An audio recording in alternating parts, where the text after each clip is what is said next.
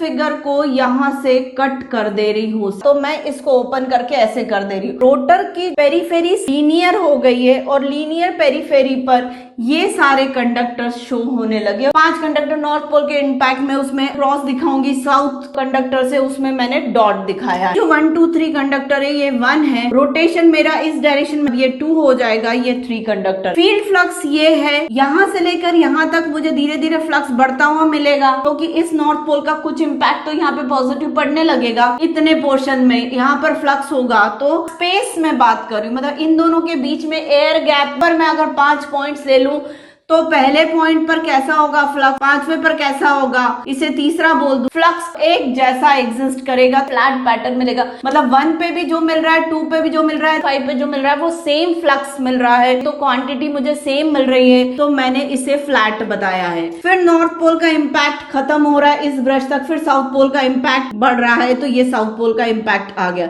मतलब इस north pole और साउथ पोल की वजह से एयर गैप में फ्लक्स पैटर्न फ्लैट पैटर्न का कर रहा है, पर हाँ नॉर्थ पोल के अंडर के पॉजिटिव फ्लक्स बोल रही हूँ, तो साउथ पोल के अंडर का नेगेटिव फ्लक्स बोल रही हूँ। आर्मेचर फ्लक्स डेंसिटी मुझे कैसी मिल रही है, यहाँ सेंटर पे सबसे मिनिमम रहेगी, तो यहाँ पे फ्लक्स डेंसिटी बढ़ जाएगी, मतलब 2 से ज्यादा यहाँ मिलेगी, 3 से ज्यादा यहाँ मिलेगी। 1 पे सबसे कम फ्लक्स डेंसिटी थी, फिर बढ़ती गई, फिर मुझे पोल टिप पर मैक्सिमम फ्लक्स डेंसिटी मिली, और उसके बाद यहाँ पे मुझे एयर गैप मिला, क्योंकि एरिया भी वहां ज्यादा है, तो इसलिए मुझे डिप मिला। एमएमएफ को ये रिलक्टेंस की वजह से आर्मेचर फ्लक्स मिनिमम हो गया, रिलक्टेंस बढ़ जाने की वजह से, और आर्मेचर फ्लक्स कम हो गया तो आर्मेचर फ्लक्स अपॉन एरिया भी कम हो गया। और फिर जब साउथ पोल का टिप आया तो फिर मुझे फ्लक्स यहाँ पे मैक्सिमम मिला, मतलब यहाँ मैक्सिमम फ्लक्स लिंकेजेस है, धीरे धीरे अंदर जाएंगे तो साउथ पोल के सेंट्रल वाले कंडक्टर में फिर मिनिमम फ्लक्स डेंसिटी मिली। फिर आगे बढ़े तो इस पोल टिप पे फिर मैक्सिमम फ्लक्स डेंसिटी मिली, फिर एयर गैप आ गया तो फिर डिप आ गया, और फिर फ्लक्स डेंसिटी वापस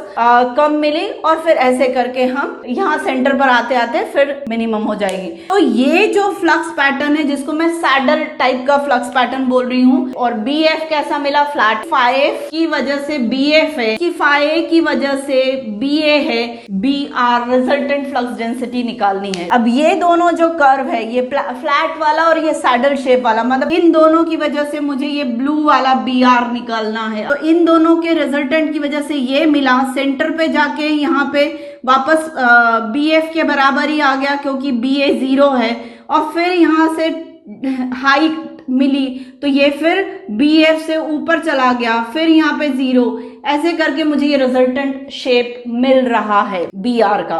मतलब यहाँ पे मुझे बी एफ में कमी मिल रही है, तो यहाँ मुझे बी एफ में इंक्रीमेंट मिल रहा है।